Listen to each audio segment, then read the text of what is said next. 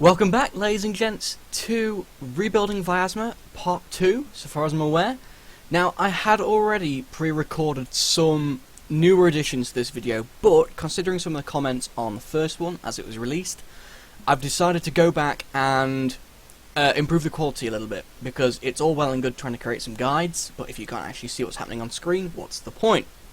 So, this is a couple of days down the line. I've had work, I've been away down south, and I've come back to continue working on it. The progress so far on Vyazma is actually not that bad. I thought I'd be way behind, I thought it would take me a long time. But so far, I'm in the process of clearing up the south of the map. So, all the swampland around here has been adapted, the roads have been improved, most of the old groves are missing, and the hedgerows have all been very, very much eaten away at. The river, you'll see here, has been filled in and needs to be finished. But what I'm going for instead of an island-based map is a south area which is entirely accessible by two teams that are very close to each other. And on the edges of the city, these parts of the river are impassable. The same for the other side. So there's still going to be a lot of bridge warfare, as there was before, but for the two teams at the bottom, there's going to be a lot of scrapping over very muddy and inaccessible land. The industry section over here has also been completely changed. The houses haven't changed so much, but all this forest has gone. I've opened it up considerably to try and improve some pathfinding from what I covered in the last episode. Trenches have started to be added, and this area here will be featured in the next episode or so, as I want to do something a little bit special with it. Other than that, we've just generally cleared up a lot of the bad areas, some of the areas that were causing a lot of problems. Now this episode in particular I have gone back to because it shows something that was really important, something that I haven't covered properly in Tips of the Week yet, and something that really ought to be shown because it's something that happens not every map, but when it comes across as necessary, it's quite difficult to do, and that's stamping. Now, if I were to show you the soft edges map, so if I go onto the interactivity stage editor and zoom out, it shows you the border of my map. Now, on this version of it, I have improved this border. I've made this bigger. In an ideal world, if you go onto overlay and get the 32 meter grid up and go back onto any other viewer, toggle the overlay if you have to, you want to have two of these squares, so 64 meters ideally on every map edge. Even on this one, it's not quite 64. It'll do, it's over 32, but 32 is far too little. When you're in game, if I drop back to the overlay again, and you zoom into normal height, you don't want to see much of the black border, which will be over here where the mouse is pointing. You don't want to see much of it at all. It makes the maps look a little bit unrealistic. It's hard to get immersed into a world when you feel like you're playing inside a black box.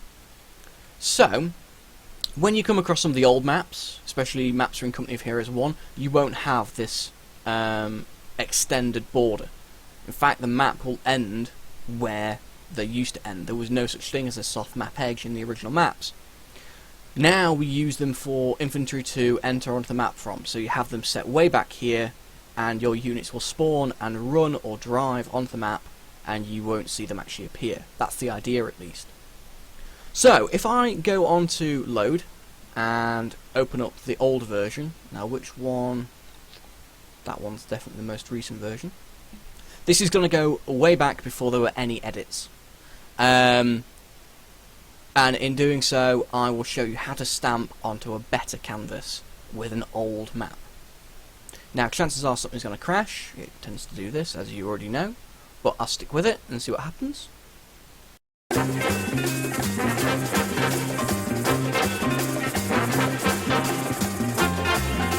Okay, so this is the original version of Vyazma, and God, it's just as ugly as it was when I left it. Oh, look at it. So, trying to get away from this as quickly as I possibly can. When it comes to stamping, you need to consider that you'll be looking at the entire map. So not just the playable area, you should be looking at all the outer bounds as well. So hold Alt to change your camera view and raise yourself up as high as possible so that you can see all the canvas here. And if you go onto Scenario on the top, go on to Terrain Properties, it'll tell you the size of your map. So I've got my trusty pen and pad with me, and I will note these down. So this current version is 864 by 768 on the largest border. The playable area is 576 by 512. Now on this older version, if I close this and get the grid up, the grid will only show the playable area itself. That is 32 meters, that's 64 meters. If I get the soft map edges up again, I can see that it's only 32 meters soft map edge. It's pretty tiny, it's nowhere near enough. So what I'll have to do is increase the size of the entire canvas by at least 32 meters. But I obviously can't do that on this version of it. The canvas has already been made, and once you've made it, you can't change it. So this is where stamping comes in. If you go onto the stamp tool next to the grass tool, you'll come up with this long list of selections. Now you have to be rather specific in how you do it in order to get a stamp to work properly. I'll tell you all the problems to avoid. So the first one to go for is the acquire using versions. You'll have the choice of bound box, selection and all. I would never use all under any circumstances. Bound box is the one that you'll use most often, and selection is still useful but for completely different things. If I zoom in on the map, selection will pick up everything from splats to splines to objects. You use the selection tool if you have a small diorama or say cluster of rubble over here that you want to specifically save. You can click and drag to highlight everything in that area, and then if you click create stamp, you'll create that selection. The bound box is less specific. If I do that, it creates an actual box. It won't tell you what you've selected, but it will copy everything in that area. The bound box is perfect for massive stamps, like an entire map. The selection is useless for doing an entire map because it doesn't remember height. So every raise, bump, crater, river will only get copied across if I use the bound box. Selection won't remember it. So the next stage before you make any of them is to go into filters. Now the filters here will tell you exactly what the stamp will pick up. So objects are, as you'd imagine, trees, vehicles, the whole lot, including buildings and rubble. Impasse is useful if you've got a map that's got lots of painted impasse that will stop vehicles and infantry. Water taps I would keep because sometimes the height of water in a map is very specific. Height is obviously necessary if you want to keep all the height mapping changes. Squads I won't need. I have no infantry on the map. It's not a single player mission. Grass I won't keep. I don't mind losing it because I can paint it again better than I've already got it here. Waypoints again, it's not scar scripted. It's not single player. I won't need it. The soft map edge I will keep. Then you've got splines, splats, which go without saying. This is the one that causes the most problems. Markers. Do not select it. There are ways that you can copy markers across from canvas to canvas, but it tends to cause a lot of problems. Markers that were previously action markers come across and basically break your save. They will crash your system. It's not worth it. It's so much easier to create new FX markers than have to struggle with trying to copy them across with the stamp tool. So leave that out. Tiles, definitely copy. It will save you so much time and hassle. Having to repaint the entire map from scratch is a pain. Then after that you've got territory. Oh no, you've not. You've got groups. I will get rid of groups because again I don't have any. I've got no single player teams set up, so there's no point in that for me. Then you've got territory. Definitely keep it. Painting territory again is a pain. Unless you want to do the entire territory system again from scratch, you'll want to have that on. And ice I don't need because it's not a winter map. So, once you've got all the filters selected, you can create your stamp. The place ones you don't need yet, so don't worry about them. However, before you do any stamping, I would recommend opening up your stamp list and having a look at all the numbers that you might have. Your list could be empty. Mine isn't, because I've got all of my old Company of Heroes 1 stamps, and there's quite a lot of stuff, including Playmobil stuff, so many thanks to him as well. But the new stamps will create the lowest number possible. So seeing as my lowest number is 10, seeing as all the others are taken, I will expect the next stamp to be number 11. So, zoom all the way out, like I said before, hover over your map, and make sure you're on bound box, and click from corner to corner. Now, it might be difficult to find the corner sometimes. There's that one. Drag it all the way across, as far as you can. It'll get stuck sometimes on corners, that happens. There you go, that'll do. And that will capture everything in that area. If I go on to create stamp now, might take a second, but hopefully number 11 should appear. There it is. Now if you go onto the stamp and you right click, it'll come up with the exact thing that you want. Now obviously I don't want to press enter on this, because it will create the entire map on top of the existing map, and that would be horrible. Instead, what I'm going to do is go onto a new multiplayer map. I don't want to save my changes because the stamp is saved. Now I've already done the stamping process, but for the sake of argument I will create a new one and not save it. So I'll call it 6-player Vyazma 2, save, and this is where you get to change the size of your canvas. The original sizes were 864 by 768 and 576 by 512. Now I will increase the size of the playable area by an extra 24 meters on both sides. You can also do it on this one, in fact I will, just to make sure that the extra out of bounds is big enough, and then when you're happy with that, click OK. Now you can do those size improvements by whatever you want. If you want a larger soft map area, you can go for it. Look at some of Relic's maps and you'll see that some of them have small soft map edges, some of them have big ones. I'll toggle the overlay off, get rid of the fog, and this is my new canvas. Just as scary as starting any ordinary map. Stick the playable area border on overlay and toggle show playable area. And you've got your stamp tool ready. From this point, you don't need the acquire side at all. You'll want the placing part. Rotation gizmo, you don't really need. I keep it there just because it's something to look at. It tells you where the center of the map is. Random rotation, you don't want this unless you're using very small objects, like I said, with rubble piles and things like that. But when you come to stamping a map, don't use this. Absolute coords, you will need, and bound volumes is useful. But the absolute coords will put the map in exactly the place that it came from. So if you stamped an entire map, it will place it bang on in the center. From here, you want to also make sure everything that was ticked before is ticked again. So I kept impasse, I kept water, I kept height, but I didn't have squads, didn't have grass, didn't have waypoints, I didn't have markers, I didn't have groups, and I didn't have ice. So remember what you've already ticked. Then go onto your temporary list, grab the one you want, right click. And the absolute coords will ensure that it is placed smack bang in the middle of my canvas, but now with an extra border on the soft map edge.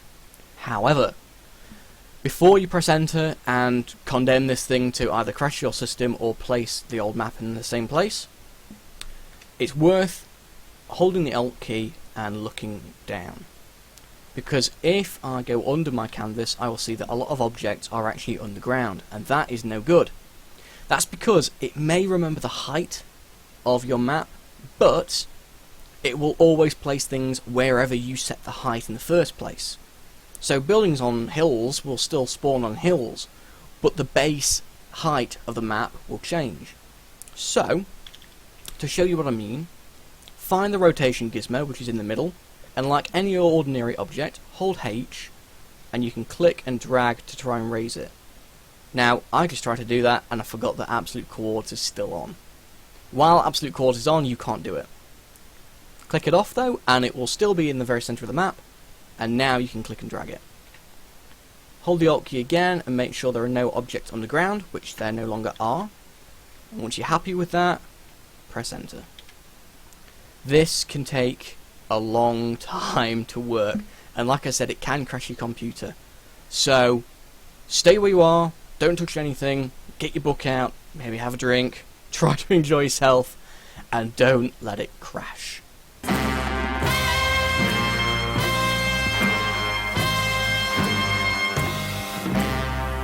And oh my god, it's hideous.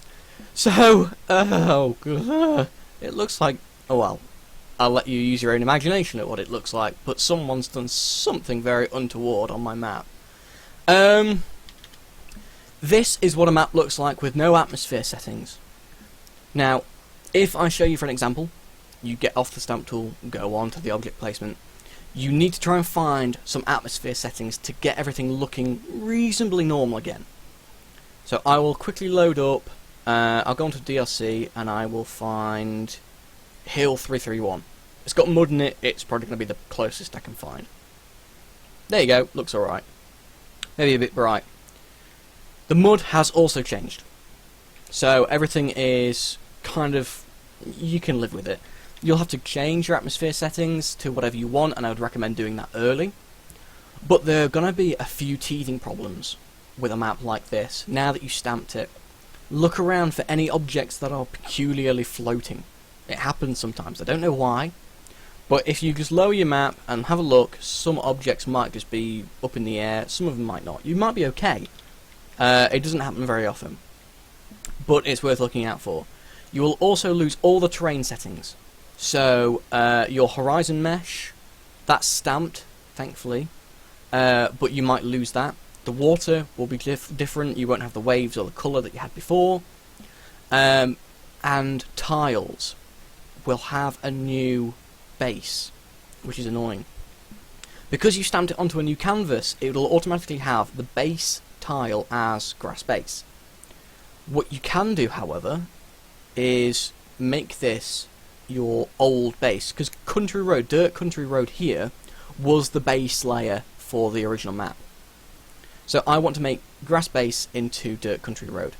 So I go into Dirt Country Road, I assign it to grass base, and then this middle button here under layers is the merge tool. Hold Control and click the two Dirt Country Road levels, click OK, hit yes, and boom, Dirt Country Road is your base layer again. So from here on in, there's still a lot of work to do. Vyazma needs a lot of prettying up, but I've already gotten a couple of steps ahead on the stamping process. Now, on the next episode of this, I'll be moving on to mud. Mud is something which plays a big role in this map. I want it to be as realistic as possible, so I will show you how to do mud properly and make sure that you don't cause some of the game-breaking issues that it can bring. So, for now, that's it. I will see you next week, and hopefully it'll be a little bit prettier. So this has been MonolithicBacon, and I will see you next week. Toodles!